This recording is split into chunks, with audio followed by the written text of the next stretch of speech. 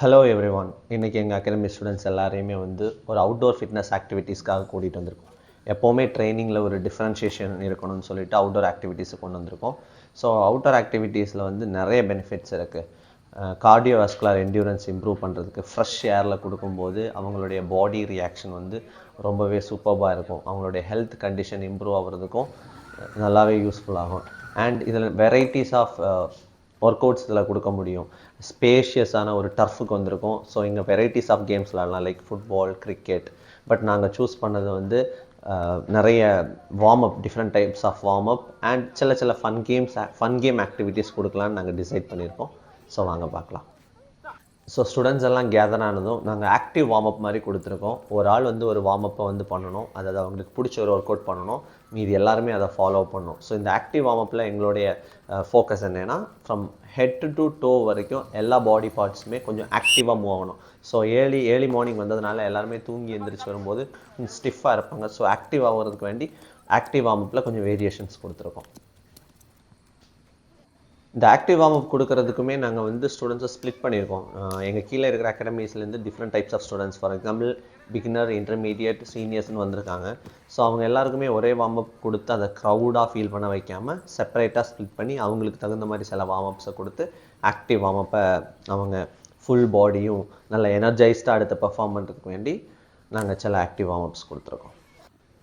So next வந்து ஒரு agility work outs, directional agility work outs. இது வந்து அவங்களை நல்லாவே வந்து இன்னும் கொஞ்சம் ஃபாஸ்ட் ஃபீட்டை இம்ப்ரூவ் பண்ணும். கோஆர்டினேஷன், என்னுடைய ஆக்ஷன்ஸை பார்த்து ஹேண்ட் ஐ கோஆர்டினேஷன் இம்ப்ரூவ் ஆகும். ஸோ இது வந்து அவுட்டோரில் பண்ணும்போது அவங்களுக்கு இன்டோரில் பண்ணுறதை விட டயர்டு கொஞ்சம் கம்மியாக இருந்தாலும் குரூப்பாக பண்ணும்போது அது அவங்களுடைய எஜிலிட்டியை நல்லா இம்ப்ரூவ் பண்ணுறதுக்கு நிறைய சான்சஸ் இருக்குது. ஸோ ஃபன் ஆக்டிவிட்டி கேம்ஸ், கொஞ்சம் recreational games like hand I coordination and relay மாதிரி டைப்ஸ் ஆஃப் அந்தந்த பேட்ச்க்கு தகுந்த மாதிரி கொஞ்சம் நாங்கள் ஸ்ப்ளிட் பண்ணி கொடுத்துருக்கோம்.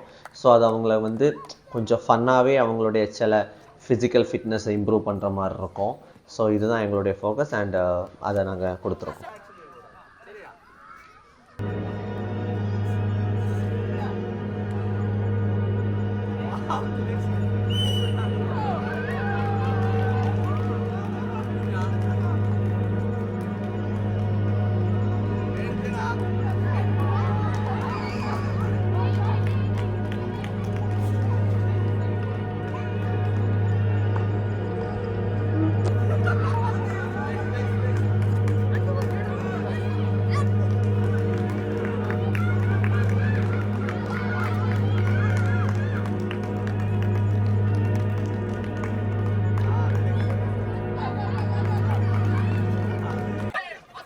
அண்ட் லாஸ்ட் கோச்சஸ் நாங்கள் எல்லாருமே சேர்ந்து கிட்ஸ் கூட சேர்ந்து ஒரு ஃபன் கேம், அதாவது செயின் கேம் விளையாடிருக்கோம்.